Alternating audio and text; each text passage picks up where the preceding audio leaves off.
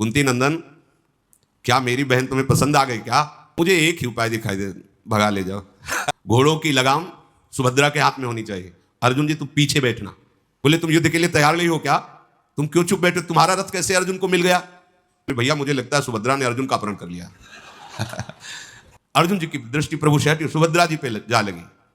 सुभद्रा जी की अर्जुन जी पर दृष्टि। भगवान श्री कृष्ण ने देख करके कहा, कुंती नंदन, क्या मेरी बहन तुम्हें पसंद आ गई क्या? तुम्हारा कल्याण हो। नाम हम बता देते, सुभद्रा नाम है, और ये मेरे पूरे वंश की लाडली है। पूरा वृष्णि वंश से प्यार करता है। तुम्हारा विचार मुझे कुछ अलग ही लग रहा है। ये मेरी बहन वसुदेव जी की पुत्री, अनुपम रूप सौंदर्य से संपन्न, हमें लगता है तुम्हारे मन को मोहित कर लिया है। ये वृष्णि कुल की कुमारी, ये सुभद्रा आकर्षित दिखाई दे रही, तो क्या जो मैं सोच रहा हूं तुम्हारे मन में है क्या? अर्जुन ने कहा, हाँ महाराज, ऐसा ही हमारा मन आकर्षित हो रहा है। भगवान श्री कृष्ण ने कहा कि देखो, इस पर विचार करना होगा। स्वयंवर अगर हुआ तो एक से एक बलशाली राजा पधारेंगे, पता नहीं कौन जीते स्वयंवर में सुभद्रा को। मुझे एक ही उपाय दिखाई दे, भगा ले जाओ। देखो, भगवान कह रहे हमारी बहन को भगा ले जाओ। देखो, हम धर्मयुक्त कह रहे हैं कि महान सूरवीर क्षत्रिय कन्या का हरण करके विवाह करते हैं, एक ये रीति है। इसी रीति से रुक्मिणी जी का भगवान ने पाणी ग्रहण किया था। मेरी राय है कि तुम मेरी कल्याणमयी बहन को हरण करके ले जाओ। स्वयंवर में पता नहीं परिणाम क्या आवे। तो अर्जुन जी ने कहा कि आपकी आज्ञा तो ठीक है बलराम भैया, वो तो हल मुसरई का चिंतन करेंगे तुरंत, तो उनका वो सब हम देखेंगे। तुम अर्जुन और भगवान श्री कृष्ण ने ऐसा निश्चय किया। भगवान ने दारुक का स्मरण किया, जो भगवान का दिव्य सारथी है। तुरंत किसी विशेष वाहन के द्वारा गुप्तचर को भेजो और युधिष्ठिर जी से यह अनुमति ले।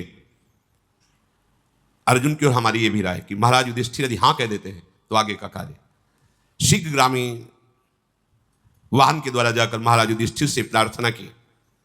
महाराज युधिष्ठिर ने कहा, यदि भगवान श्री कृष्ण ऐसा कहते हैं अपनी बहन के लिए, तो हमारा तो अहोभाग्य है, सौभाग्य है। और इस पक्ष से कन्या गई भी है, वसुदेव जी की बहन कुंती जी है ना। ये भगवान को जब आकर के सूचना वाक ने कहा कि प्रभु युधिष्ठिर जी की सम्मति है, तो भगवान ने दारुक से कहा, हमारा रथ निकालो, सब उसमें दिव्यास्त्र रख दो, और सैब्य सुग्रीव आदि जो दिव्य घोड़े आकाश मार्ग से किसी भी लोक में जा सकते हैं, उन घोड़ों से जुता हुआ दिव्य रथ, जिसकी मेघ की समान गर्जना होती है चलने में, अग्नि के समान प्रज्वलित तेजों में दिखाई देता है। और कहा, धनंजय एक कवच धारण करो, क्योंकि आगे क्या होगा संभालते संभालते, दस्ताने पहन लो, और तुम ये सबसे कहो कि आज मैं यहां वन विहार शिकार करना खेलना चाहता हूं, इसलिए ये रथ लेके जा रहा हूं, आगे की हम व्यवस्था करेंगे। तो अर्जुन ने और सगे संबंधी जो वृष्णि जन, उनसे कहा, आज बहुत दिनों से हमने वन में शिकार नहीं खेला, तो इस रथ पर बैठकर शिकार के लिए जा रहे हैं। भगवान ने सुभद्रा जी से कहा कि रैवतक पर्वत में जो विराजमान कुल देवता है, उनका पूजन करने के लिए तुम निकलो। सुंदर श्रृंगार करके पूजा की सामग्री लेके कुछ सैनिकों की सुरक्षा में सुभद्रा जी देव पूजन के लिए निकली। सर्वांग सुंदरी सुभद्रा जी, अर्जुन जी उधर रथ लेके गए, पूजा की थाली हुई देवता के पास रख दी कि अपना पूज लेना अपने आप को, और रथ में आके अर्जुन ने गोद में लेकर उनको रथ में बैठा लो। भगवान ने बता दिया था कि दारुक तुम बैठे रहना, घोड़ों की लगाम सुभद्रा के हाथ में होनी चाहिए, अर्जुन जी तुम पीछे बैठना। सैनिकों को तो अर्जुन ने वापस किया, अस्त्रों से रोक करके भाग करके उस सभा में गए। महाराज उग्रसेन की सभा में गए, अन्याय हो गया, राजकुमारी सुभद्रा का बलपूर्वक अपहरण अर्जुन ने कर लिया। भगवान भी जाकर सभा में चुपचाप बैठ गए। अपहरण कर लिया, यह शब्द बहुत बड़ा होता है। जे ही ये समाचार मिला तो संपूर्ण सभासद एक साथ खड़े हो गए। उन्होंने कहा, ऐसा दुस्साहस करने का बल कैसे अर्जुन को प्राप्त हुआ? पूरी हस्तिनापुर इंद्रप्रस्थ को यहीं से नष्ट कर देंगे। भगवान बलराम जी ने हल का स्मरण किया, मूषल का स्मरण किया, तो हाल ऐसा था कि वहीं खड़े खड़े चाहे तो हस्तिनापुर को घसीट सकते हैं, खड़े खड़े चाहे तो इंद्रप्रस्थ को मिटा सकते हैं। संकर्षण है, इन्हीं की आग प्रकट की हुई मुख से संपूर्ण प्रलयाग्नि बढ़ती है। साहब वीर बिल्कुल तैयार। बलराम जी की दृष्टि गई प्रभु श्री कृष्ण पर मंद मुस्कुराते हुए शांत बैठे। दुंदुभियां बजने लगी, युद्ध की घोषणा हो गई, सारे सैनिक तैयार। रथ किसका था? कहां से रथ प्राप्त हुआ? सैनिकों ने कहा कि वासुदेव का रथ था। और उनकी तरफ देखा तो चुप बैठे थे। तो उनका मूर्खों रुको, तो सैनिकों से कहा ये चुप काहे को बैठे हैं, इनकी बहन नहीं है क्या? बलराम जी नजदीक गए, बोले तुम युद्ध के लिए तैयार नहीं हो क्या? तुम क्यों चुप बैठे? तुम्हारा रथ कैसे अर्जुन को मिल गया? उन्होंने कहा कि देखो प्रभु, आप हमसे बड़े हो, पर विचार पूर्वक हर कार्य करना चाहिए। सैनिक को बुलाओ जिससे सूचना दी। जी, क्या दृश्य देखा वैसे ही बताओ। दारुक सामने बैठे थे, रथ सुभद्रा हाँक रही थी, अर्जुन पीछे बैठे थे। बोले भैया मुझे लगता है सुभद्रा ने अर्जुन का अपहरण कर लिया।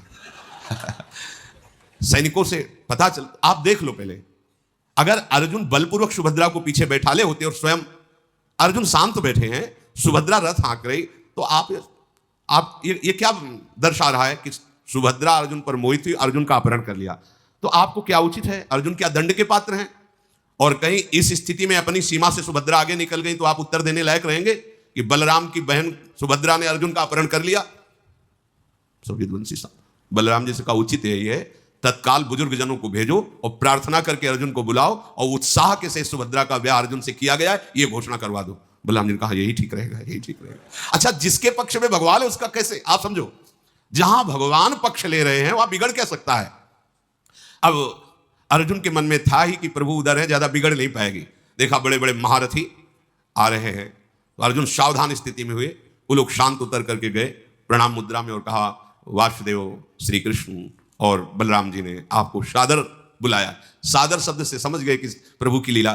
वापस गए, बड़े ही जय घोष के साथ अर्जुन का स्वागत किया गया और समस्त यादवों के बीच में सुभद्रा जी का धर्म के अनुसार पाणी ग्रहण संस्कार अर्जुन से हुआ। अर्जुन